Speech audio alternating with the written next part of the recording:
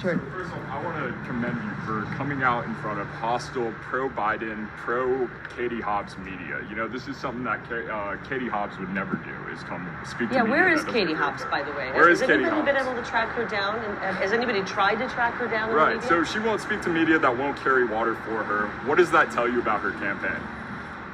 She's afraid. She doesn't have good policy.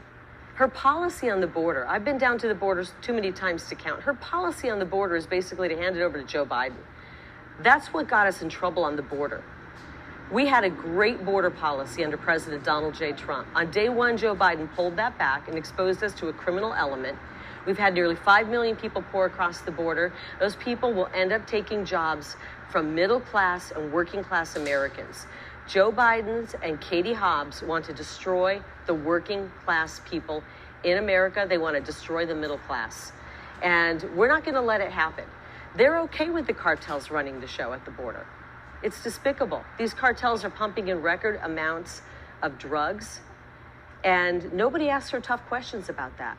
I talk to people every day on the campaign trail, many, many moms and dads who've lost loved ones, they've lost sons and daughters to fentanyl poisoning. And we're just gonna stop that. We're taking it into our own hands, and we're gonna stop that on the border.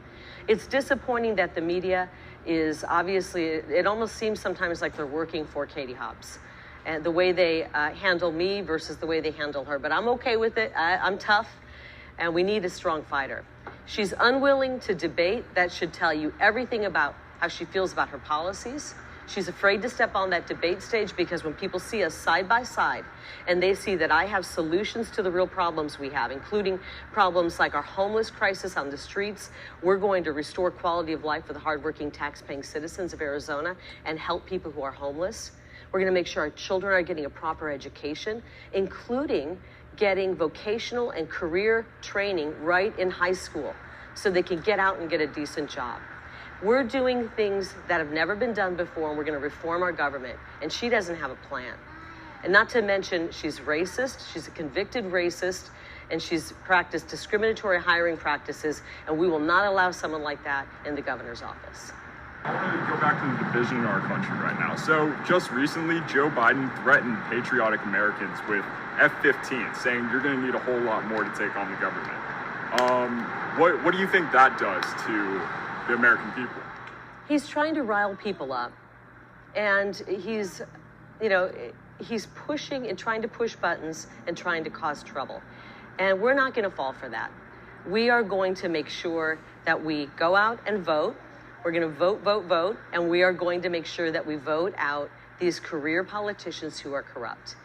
That's how we're going to solve our problems. And then we're going to get people in office who actually want to do good by the people, do right by the people, solve our problems, and that's how we're going to deal with it. When I'm governor of Arizona, I'm not going to worry about everything Joe Biden says. I'm going to just get to work, get busy solving our problems here in Arizona.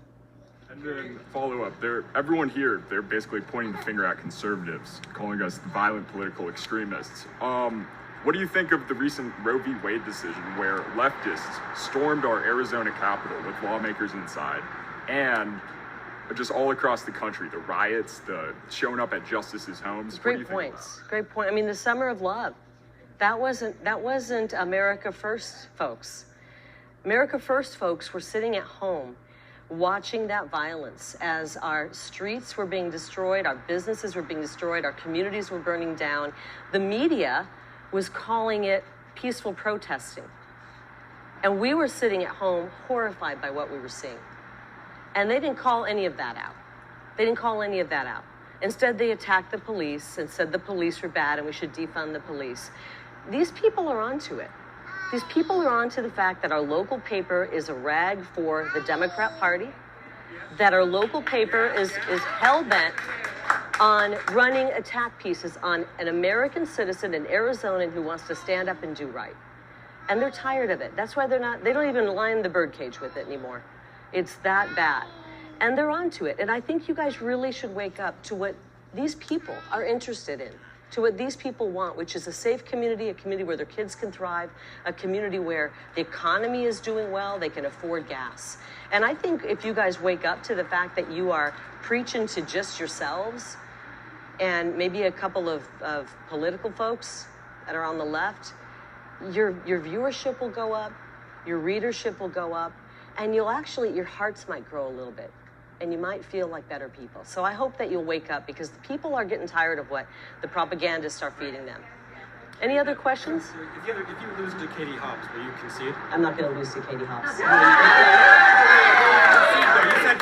said you wouldn't concede in the primary. I think we're good. Thank you, everybody.